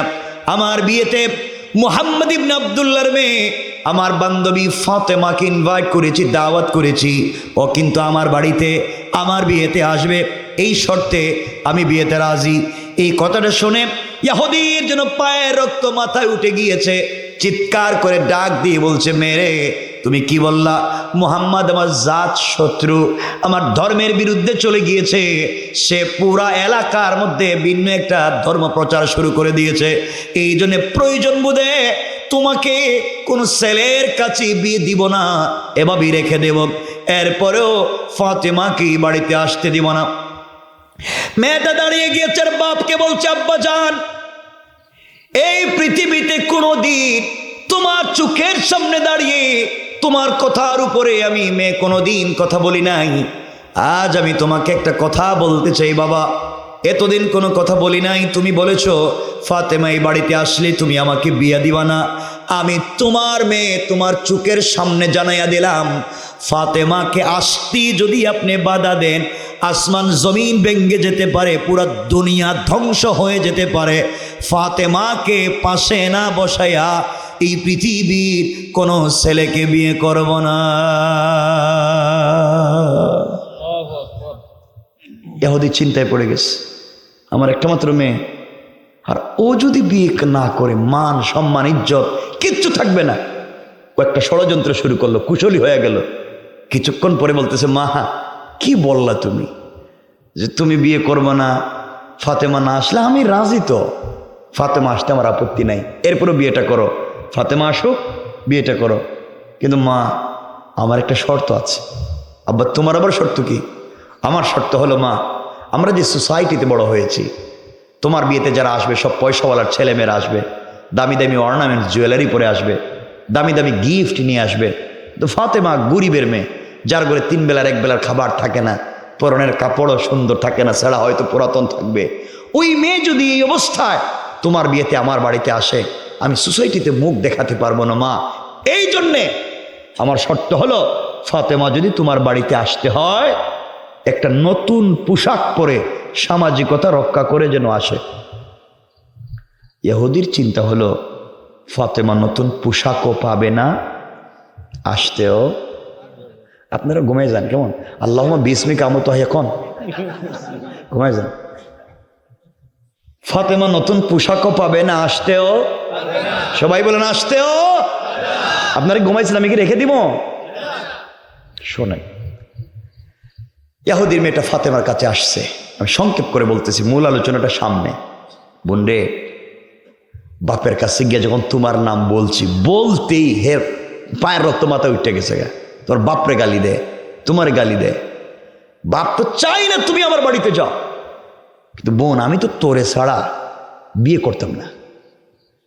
বাবা একটা শর্ত দিছে, একটা নতুন পোশাক পরে যদি যাও তাইলে সে বিয়েতে রাজি। ফাতেমা এই কথা শুনে চোখের পানি ছেড়ে দিলেন। বোন রে, আমি এমন এক বাবার ঘরে জন্ম নিয়েছি, যার ঘরে মাসের পর মাস কত দিন চলে যায়, চুলে আগুন জ্বলে না। আমার কোনো অনুযোগ নাই, আমার কোনো অভিযোগ নাই, আমার বাপ কত কষ্ট করেন, আমাকে তিনি পোশাক যা দিয়েছেন উঠি আলহামদুলিল্লাহ। আমি তো দুনিয়ার জন্য পাগল না, তুই তো জানিস আমি এক রবকে ভালোবাসি, এক রবের প্রেমে আমি পাগল। দুনিয়া এভাবে থাক আর যাক, এভাবে কাটাইয়া দিতে চাই। আখেরাতে রবকে পেয়ে গেলে আমার আর কোনো দুঃখ নাই। আমি নতুন পোশাকও পাবো না, আমার একটা ভাই নাই, আমার মাও নাই, আমি বলতে পারবো না। আর বাপরে তো বলাই যাবে না, আমি তোর বিয়েতে যেতে পারবো না। মেয়েটা বলতেছে, ফাতেমা তুমি যদি আজকে রাত্রি সুসাইড করে মরে যাবে, কারণ তুমি ছাড়া আমার বিয়ে হবে না। ফাতেমা বলছেন আমি তো কাপড়ও পাবো না। আল্লামা জুলফিকার নকশবন্দি লিখেন এমন সময় মেয়েটা দাঁড়িয়ে গিয়েছে, ফাতেমাকে জড়িয়ে ডাক দিয়া বলেছে, ফাতেমা তুমি আমাকে কতদিন বলেছ এই পৃথিবীতে তোমার একজনের সঙ্গে বড় প্রেম, একজনকে মন প্রাণ উজাড় করে ভালোবাসো। ফাতেমা তুমি আমাকে বলেছ সৃষ্টিকর্তা আল্লাহকে তুমি বড় ভালোবাসো। সারাদিন কাটাইয়া দাও রোজা রেখে, সন্ধ্যার পরে সেজদায় যখন পড়ে যাও তার সঙ্গে গুনগুন করে কথা বলো। তুমি বলেছ সে তোমার কথাগুলা শোনে। সালাতে দাঁড়িয়ে সূরা ফাতিহা তিলাওয়াত করো, সে তোমার সবগুলা কথার জবাব দেয়। ও ফাতেমা তুমি আমাকে বলেছো তোমার সৃষ্টিকর্তা আসমান বানাইছে, জমিন বানাইছে, এই যা চোখে দেখা যায় যা দেখা যায় না সব তিনি বানাইছেন। ফাতেমা তুমি আমাকে বলেছো তোমার আল্লাহ এক মুহূর্তে চাইলে ধনীকে গরিব বানাইয়া দিতে পারে, গরিবকে ধনী বানাইয়া দিতে পারে। আল্লাহ চাইলে আল্লাহই পারে প্রতিদিন পূর্ব দিগন্তে সূর্য উঠাইয়া দেয়, পশ্চিম দিকে সূর্য ডুবাইয়া দেয়। ফাতেমা তার জন্যে যদি তোমার জীবন যৌবন বিসর্জন হয়ে থাকে, যাকে তুমি মন প্রাণ উজাড় করে ভালোবাসো, তার যদি এত এত ক্ষমতা, তিনি কি কোনোভাবে পারে না তোমাকে একটা পোশাকের ব্যবস্থা করে দিতে? ও ফাতেমা তুমি যদি তোমার রবের কাছ থেকে কোনোভাবে কোনো নিয়মে একটা পোশাকের ব্যবস্থা করতে পারো, পরে আমার বিয়েতে যাও, আমিও কথা দিলাম, ওয়াদা দিলাম, ওই সময় আমিও কিন্তু কালিমা পড়ে মুসলমান হয়ে যাব। এক পর্যায়ে ফাতেমা বিগি হয়ে গেলেন, ফাতেমা বিগি হয়ে গেলেন, ডাক দিয়া বলছেন, বোন রে ইনশাআল্লাহ আমি কথা দিলাম তোমার বিয়েতে যাব এবং এই পৃথিবীর সব থেকে দামি কাপড় পরে যাব। কান সুবহানাল্লাহ, আল্লাহু আকবার বলেন। মেয়েটা খুশি হয়ে গেছে, ফাতেমার মুখ দিয়ে বের হইছে, ও কথা মিথ্যা হইতে পারে না। আল্লাহু আকবার। তাদের কেমন বন্ধুত্ব ছিল, কেমন সম্পর্ক ছিল। খারাপ একটা ফ্যামিলির মেয়ে ভালো মানুষের কাছে এসে কি চরিত্র শিখছে। আর আমাদের ছেলেরা বন্ধুত্ব করে বল্টুর সাথে এ গাঞ্জা খাওয়ায়, কথা বলেন না কেন? হ্যাঁ রাস্তায় চুরি শিখায়, সান্দাবাজি শিখায়, কথা বলেন না কেন? হ্যাঁ মূলা চুরি, কদু চুরি শিখায়। আমার বন্ধুগণ লম্বা কথা, আপনাদের কষ্ট হচ্ছে, আমরা খুব সংক্ষেপ করে দিচ্ছি। মেয়েটা বাবার কাছে গিয়ে বলছে, আব্বা ফাতেমা কিন্তু বিয়েতে আসবে এবং নতুন একটা পোশাক পরে আসবে। থাকবার জায়গা নাই, এর কথা কয়, একটা পোশাক পরতো, দেখবো না, আসতেই পারবে না। এই এই এই থ্রেড দিয়ে ছোট করে অশালীন শব্দ ব্যবহার আমার আল্লাহর কাছে আর ভাল লাগে নাই। আল্লাহ শুনে ফেলছেন। আল্লাহ বলছেন, কিরে শয়তান কি করলি তুই? তুই আমার ফাতেমাকে বাড়িতে যাইতে দিবে না তো দিবে না, তো ছোট করে বললে কেন? তুই ষড়যন্ত্র করতেছিস, ফাতেমাকে বাড়িতে যাইতে দিবে না। আর আমি আল্লাহ কৌশল নিলাম, কৌশল করলাম, এই বাড়িতে ফাতেমাকে পাঠাবই না। সুবহানাল্লাহ, এটা আরো আসতে তবরুক তো নাই, নাই তো তেহরা আসতে বাড়ি থেকে খাইতো না নাকি? তা আসতে কইতেছেন যে একটু জোরে কন্ত দিকে সুবহানাল্লাহ। ওই কর্নারে একটু আওয়াজ কম হয়, ওই কর্নারে। এরা মনে হইতেছে কি তা কক্সেস বাজার থেকে আইসিনি, ওই যে রোহিঙ্গা টাইপের কিছু। একটু হাত তুলে দেখান তো দেখি এলাকায় কারা কারা রোহিঙ্গা। ইয়া আল্লাহ, এটা কি তা করলো? এ তো আমার মারাই ফলাইছি রে। থামেন, এটা কোনো কাজ করলেন আপনারা? আমি একটু মাঝে মাঝে দেখতেছি আপনাদের সচেতনতাটাই আমার দরকার। কারণ আমি কথা বলতেছি, আমার যারা শুনতেছে শ্রোতা এরা দেখলাম নাই, এরা গুরুস্থানে পৌঁছে গেছে, তাহলে আমি কারে নিয়ে বসতাম। যেন প্রত্যেকটা আমার শ্রোতা সচেতন কিনা এটা আমাকে জানতে হবে। যখন দেখবো এরা অসচেতন তখনই রেখে দিব, কথা আর বাড়াবো না। ঠিক আছেন তো আপনারা? আলহামদুলিল্লাহ বলেন না? আলহামদুলিল্লাহ। এই জন্য ইহুদি মানে অমুসলিমেরা ইসলামকে নিয়ে ষড়যন্ত্র করে আর রব কৌশল করেন। কি করেন? এই জন্য আমার আল্লাহ কোরআনে কারীমে বলছেন ওয়া মাকারু ওয়া মাকারাল্লাহ ওয়াল্লাহু খায়রুল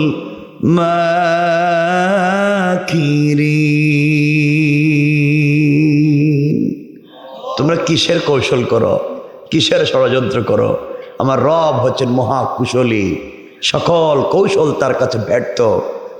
আমার বন্ধুগণ, যেদিনই কথা হইতেছে মা আর বাবার, মেয়ে আর বাবার, ওই দিন থেকে 1 মাস পরে ছিল বিয়ে। কয় মাস?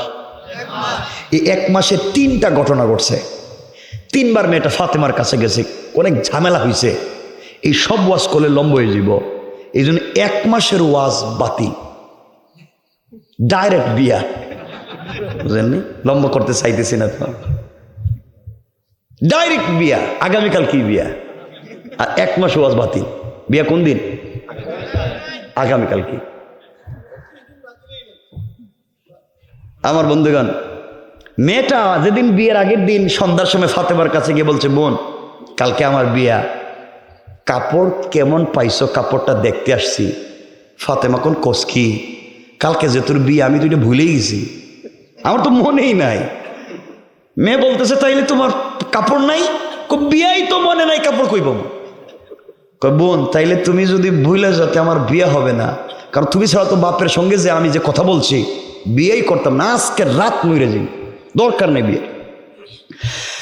ফাতেমা মেয়েটাকে জড়িয়ে কপালে চুম্বন করে বলছেন, বোন রে চিন্তা করিস না, কান্নার কোনো কারণ নেই। আমি যাকে ভালোবাসি তিনি তো 1 মুহূর্তে সব করতে পারেন। এখনো 12 ঘন্টা, একটা পূর্ণাঙ্গ রাত বাকি আছে। আমার আল্লাহ চাইলে ওই রাত্রের ভিতরে একটা পোশাকের ব্যবস্থা করে দিতে পারে। চিন্তা করো না, যাও। কি বিশ্বাস ছিল রবের উপরে, কি বিশ্বাস। মেয়েটা চলে গেছে। হযরতে ফাতেমা গভীর রজনীতে মুসল্লা বিছাইয়া দিয়েছেন, আল্লাহর সঙ্গে কথা বলতে চায়। ফাতেমারও রাত্র গভীর হয়েছে, আর আমাদেরও সমান সমান না, বুঝলি, সমান সমান টাইম। ফাতেমারও রাত্র গভীর হয়ে গেছে, সেজদায় চলে গেছেন। কার রবের সঙ্গে স্পেশালি কথা বলার একটা টাইম হচ্ছে সেজদা। কেউ থাকে না, কেউ থাকে না, শুধু রব আর ওই বান্দা ছাড়ার কেউ নাই। আমার বন্ধুগণ, ফাতেমা গভীর রজনীতে সেজদায় পড়ে গেলেন। সেজদায় গিয়ে চোখের পানি ছেড়ে ডাক দিয়া বলেছেন, আল্লাহ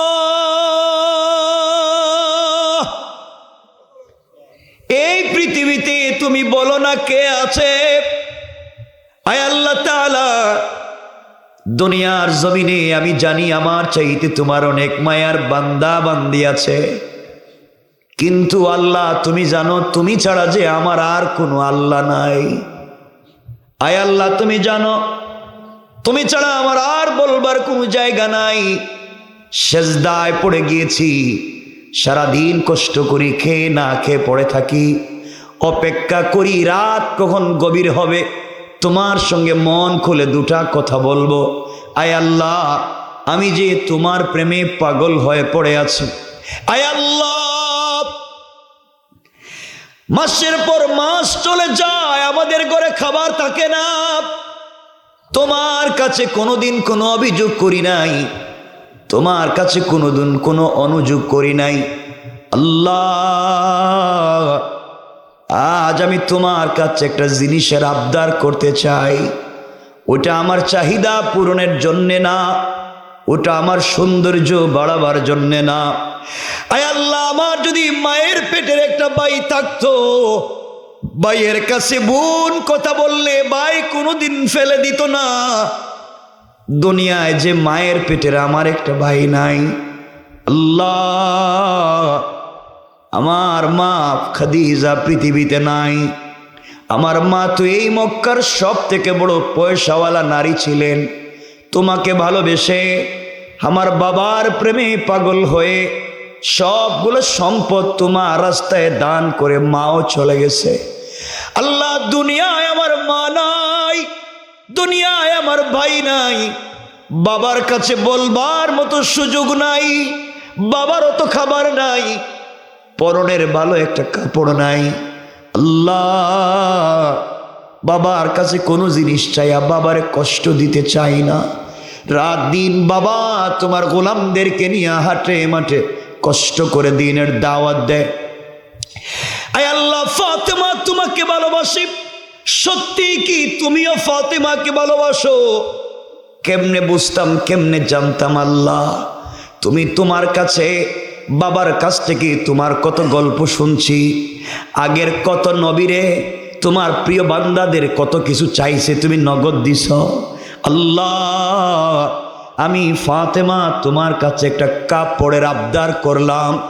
আয় আল্লাহ, ওই কাপড় আমার সৌন্দর্য বাড়াবার জন্যে না, ওই কাপড় আমার চাহিদা পূরণের জন্যে না, ওটা যেন দ্বীনের দাওয়াত হয়ে যায়, ওটা যেন তাবলীগের কাজ হয়ে যায়।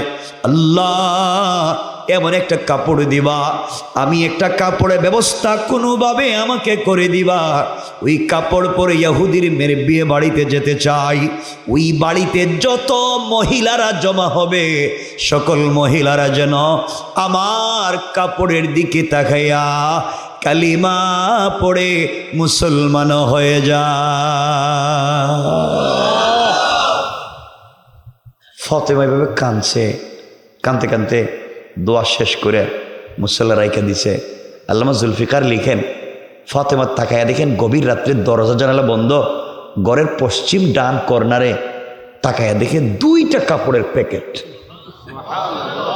এত আসতে কইলেন। ফাতেমা প্যাকেটগুলো হাতে নিয়ে চিন্তা করলেন, কে দিয়ে গেল? দরজা জানালা বন্ধ, এখনো তো আকায় নামদার কলিজার টুকরা বাপ বেঁচে আছেন।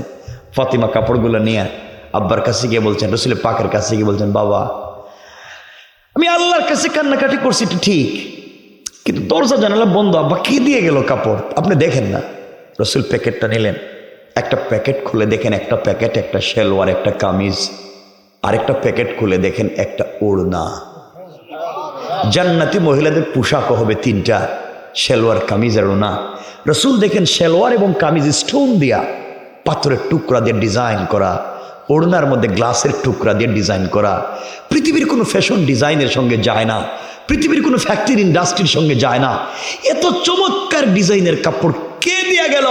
রসুল যখন প্যাকেট খুলছে, সাথে সাথে প্যাকেটের ভিতর থেকে জান্নাতুল ফিরদাউসের মিশকে আম্বরের গ্রান বের হয়ে গিয়েছে। নবীজি চিন্তা করলেন, কে দিয়ে গেল? হঠাৎ করে শুনেন দরজায় কে এসে ডাকতেছে, সালাম দিতেছে। নবীজি বলছেন, কে? ইয়া রাসূলুল্লাহ, না জিবরাইল। তো এত রাত্রে কেন? ইয়া রাসূলুল্লাহ, একটা কথা, আল্লাহ আপনারা সালাম দিছেন আর একটা কথা বলতে বলছেন। ফাতেমাকে বলছেন, একটু ভিতরে যাও, দেখি না জিবরাইল কে কয়। জিবরিল আমিন আসছেন। ইয়া রাসূলুল্লাহ, কাঁদতেছেন কেন?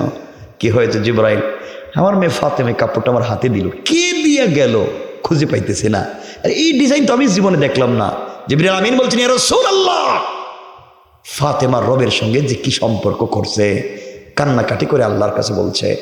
আল্লাহ আমাকে বলছেন, জিবরাইল, ফাতেমা আমার জন্য সব করতে পারছে, কিচ্ছু চাইলো না, একটা কাপড় চাইছে, তাও তাবলীগ আর দ্বীনের দাওয়াতের কাজে লাগবে। যাও, সাথে সাথে পুরো একটা ড্রেস নিয়ে হাজির হয়ে যাও। ইয়া রাসূলুল্লাহ, এটা তো আমি দিয়ে গেছি। আর কতক্ষণ রসুল কাঁদলেন, ওই কান্নাটা ভালোবাসার, আনন্দের, সুখের। ফাতেমাকে জড়িয়ে ধরলেন, বলছেন, মা, আমার মা মরা মেয়ে আল্লাহকে চিনতে পারছে। মা, এই কাপড় নিয়ে যাও, আগামীকালকে ইহুদির মেয়ের বিয়ে বাড়িতে যাইবা, একটু পর্দার সাথে যাইও। কিসের সাথে? তো ফাতেমা মনে হয় পর্দা করতো না। কি মনে করেন আপনারা? আল্লাহ যাকে সাইয়্যিদাতুন নিসাই আহলিল জান্নাহ বানাতে চায়, আল্লাহ যাকে সাইয়্যিদা শাবাবি আহলিল জান্নাহ হাসান হুসাইনের মা বানাতে চায়, আল্লাহ যাকে আসাদুল্লাহিল গালিব বিজয়ী বীর আলীর স্ত্রী বানাতে চায়, রাসূল পাকের মেয়ে বানিয়েছে। কি কপাল তার! আল্লাহু আকবার। রাসূল এই কথা বলছেন উম্মতকে শিক্ষা দেওয়ার জন্য। কি কি শিক্ষা? ওইটা অনেক লম্বা। কারণ মেয়েরা যেদিন নতুন পোশাক পরে ওদিন কিন্তু পর্দা করে না। হ্যাঁ, মেয়েরা যেদিন নতুন পোশাক পরে লিপস্টিক লাগায়, লিপস্টিক চিনেননি আপনারা? জীবনে দেখছেন লিপস্টিক? হ্যাঁ, দেখেন না লিপস্টিক, এরপরে আইলানা জাইলানা, ওই যে আশকারা আলকাতরা, হিল জুতা, ওগুলা যেদিন পরে খুব এক্সট্রা অর্ডিনারি করে বিউটিফাই করে চেহারাকে, ওই দিন কিন্তু আর পর্দা করে না। কারণ ওই দিন পর্দা করলে এগুলো দেখবে কে? কথা বলেন না কেন? আর স্বামীরা তো অনেক খারাপ হয়ে গেছে, ওরা বিদেশে থাকে, বউর অ্যাকাউন্টে পয়সা পাঠায়, আর বউ এইটা এখানে গুন্ডার মতো ঢাকার দুদিন বাজারে গিয়ে বাজার করে, ঠিক না? এটা গুন্ডার মতো বাজারে যায়, ভয় হয় দেখলে, মনে হচ্ছে মাস্তান। তো আমি তো ঢাকার দোকানে আসিনি, বললাম আর কি হয়, এটা হয় না। এই হওয়ার কারণ হয়েছে অনেক স্বামীরা স্ত্রীদেরকে নিয়ে মার্কেটে আছে, দেখবেন বউ সাজগুজ করে একটা ব্যাগ কান্দে নিয়ে মার্কেটে যাইতেছে, স্বামীও সাথে আছে, হে পিছনে পিছনে বাচ্চা একটা কুলেক নিয়ে করতেছে, এটা হে হে হে করতেছে, আর বউ সামনে যায়, তার পকেটে একটা পয়সা নাই, সব বউর কাছে। কথা বলেন না কেন? এগুলো নাই সমাজে, নাই। সমাজ তো আমরাই খায়া ফেলিস, সব আমরাই শেষ করে দিলাম। রাত্রে 12টা হয়ে গেছে, আমি বুঝতেছি না, কথা বলতে পারতাম না। আপনাদের কষ্ট হইতেছে? আস্তে আস্তে অন্ধকার হয়ে যেতে দেখতে, অন্ধকার অন্ধকার লাগতেছে। হ্যাঁ, না না না, চিল্লেন না, কাজ হইতো না। কিন্তু এই ওইব কইলে কি তো হয়নি? কইব। আমার বন্ধুগণ, যাই হোক, ওদিকে আমরা যাইতে চাই না, সংক্ষেপ করে দিই। হজরতে ফাতেমা রাদিয়াল্লাহু তাআলা আনহা, লম্বা আসলে ইতিহাস। আসলে হচ্ছে দুটা বিষয়। হজরতে ফাতেমার বিশ্বাস ছিল কার উপরে? হাসবি আল্লাহ, আল্লাহ আমার জন্য যথেষ্ট। যেটা শুরুতে বলেছিলাম, আমার জন্য রব যথেষ্ট। রবের কাছে চাইছেন, রব ব্যবস্থা করে দিয়েছেন। আমরা ওই পৃথিবীতে চাইবো কার কাছে? ফাতেমা পরের দিন এই পোশাক পরে ইহুদির মেয়ের বিয়ে বাড়িতে হাজির। যে বিয়ে বাড়িতে ঢুকছে, জান্নাতি পোশাকের আলোতে পুরা বাড়ি আলোকিত হয়ে, জান্নাতি কাপড়ের গ্রানে পুরা বাড়ি মুখরিত হয়ে গেছে। এই বাড়িতে যত মহিলারা আসছে সবাই এসে ফাতেমারে বলে, বোন, আমরা তো মনে করছি আসবেই না, গরিবের মেয়ে কাপড় পাইবে কই, এমনি এত দামি কাপড় পরছো, এটা কোন মার্কেট থেকে কিনছো, কই পাইছ? ফাতেমা বলছেন, ওটা কিনে আনছি। কি করছি? কোন মার্কেট থেকে কিনছো? আমরা তো ঢাকা দক্ষিণের সব মার্কেট চিনি, এমনকি ঢাকা দক্ষিণের মার্কেটের সিফা গল্লিও চিনি, কোন জায়গায় ফুচকা পাওয়া যায়, কোন জায়গায় চটপটি পাওয়া যায়, এমনকি ম্যানেজারের মোবাইল নম্বরও আছে। কথা বলেন না কেন? এগুলো কইতেছি না, আমি তো 12টা হয়ে গেছে, আর আমি বিপদী মানুষ, লম্বা করতে চাই। সব আছে। তুমি কোন দোকান থেকে কাপড় কিনছো? যেই মেয়ের আজকে বিয়ে হওয়ার কথা, ওই মেয়ে ফাতেমার পোশাক দেখে তার বাপের কাছে গিয়ে বলছে, আব্বা, তুমি বলছিলে না ফাতেমা আসতে পারবে না?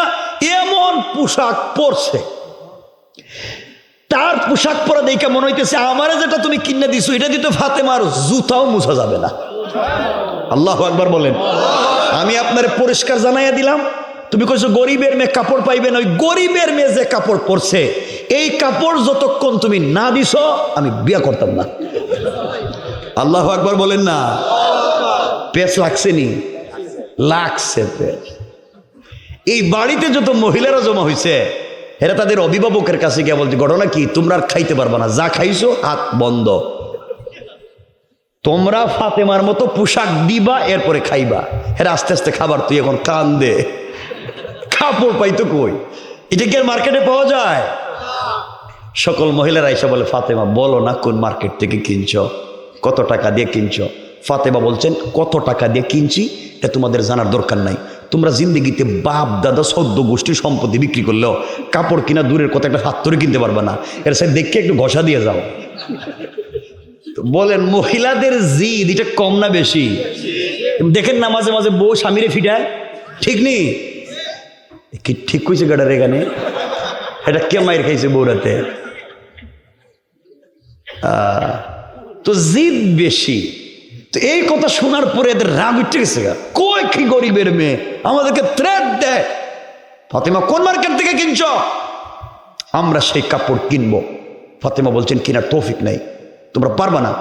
মার্কেটের নাম কো, দোকানের নাম কো। ফাতেমা বলছেন শোনো, যেই মার্কেট থেকে আমি কাপড় কিনেছি ওই মার্কেটের নাম হলো জান্নাত, আর যেই দোকান থেকে যেই শোরুম থেকে কাপড় নিয়ে এসেছি ওই শোরুমের নাম হলো জান্নাতুল ফিরদাউস। মহিলা কই কি রে, জান্নাত জান্নাতুল ফিরদাউস এটা কোন মার্কেটের নাম? কয় আমাদের মার্কেটের নাম তো বল্টু মিয়ার মার্কেট। হে নাম কই কি? ফাতেমা এটা কই পাওয়া যায়? এই মার্কেটটা কোন দিকে আরম্ভ হয়েছে একটু কনা। ফাতেমা বলছে এটা ভিআইপি মার্কেট, এটা ভিআইপি দোকান। তোমরা কি ভিআইপি নিয়ে আমার মতো তোমরা এই মার্কেটে যাইতা? চিন্তা করো, হেরা চিন্তা করতেছে কোন বিপদে পড়লাম। ফাতেমারে বলছে বোন দরকার হলে বাপ দাদার সম্পত্তি বিক্রি করুন, দরকার হলে কিডনি বিক্রি করুন, এরপরেও আইফোন 16 প্রো ম্যাক্সের দরকার, ঠিক না? ওরে ঠিক রে, হাই রে ঠিক। আমার বন্ধুগণ সব দিমু, এরপরে কাপড়ের দরকার। তুমি বলো এই মার্কেটে কেমনে যাওয়া যায়, কেমনে আনছো? ফাতেমা বলছেন সত্যি কি তোমাদেরকে রোড নাম্বার বইলা দিতাম, তোমরা কি যাইতে পারবা? ফাতেমারে জিজ্ঞেস করছে। ফাতেমা বললেন আমি বলতেছি তোমাদেরকে রোড নাম্বার, পারলে যাও। এটা আমার আলোচ্য আয়াত। ফাতেমা বলছেন শোনো, যেই দোকান থেকে কাপড় কিনেছি ওই দোকানের নাম হলো জান্নাতুল ফিরদাউস, যেই মার্কেট থেকে কাপড় কিনছি ওই মার্কেটের নাম হলো জান্নাত, আর ওই মার্কেটে যেই রাস্তা দিয়ে গিয়েছি ওই রাস্তার নাম হলো ইহদিনাস সিরাতাল মুস্তাকিম। ও মহিলারা, দুনিয়ায় চলার পথে সিরাতে মুস্তাকিম নামক রাস্তা দিয়ে যদি চলো রে, সামনে গেলে জান্নাত নামক মার্কেট পাইবা, সামনে গেলে জান্নাতুল ফিরদাউস নামক দোকান পাইবা, ওখানে গেলে পরে আমার চাইতে আরো দামি দামি কাপড় পাইবা। আল্লাহু আকবার।